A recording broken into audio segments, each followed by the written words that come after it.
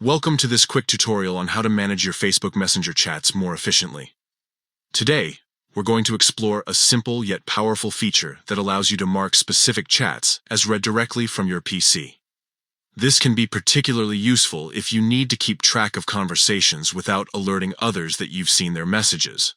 To get started, open your web browser and navigate to facebook.com. Once you're logged in, look towards the top right corner of the screen where you'll see a variety of icons.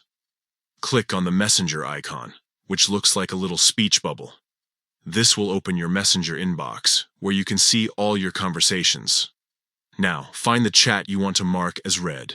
It might be a conversation you've already glanced at, but want to keep track of without sending a read receipt.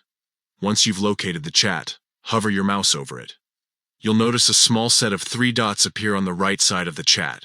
Click on these dots to open a drop-down menu. In this menu, you'll see several options, but the one we're interested in is Mark as Read. Click on this option, and the chat will be marked as read without sending any notifications to the other person. This feature is especially handy if you're managing multiple conversations and need to prioritize your responses. By marking chats as read, you can keep your inbox organized and avoid missing important messages. It's also a discreet way to manage your interactions without feeling pressured to respond immediately.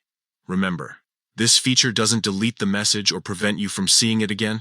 It simply helps you keep track of which conversations you've already seen.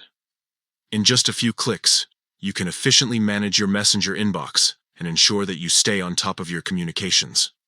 Whether you're using Facebook for personal or professional purposes, this feature can help streamline your workflow and reduce clutter in your inbox. So, go ahead and give it a try, and see how it can improve your messaging experience.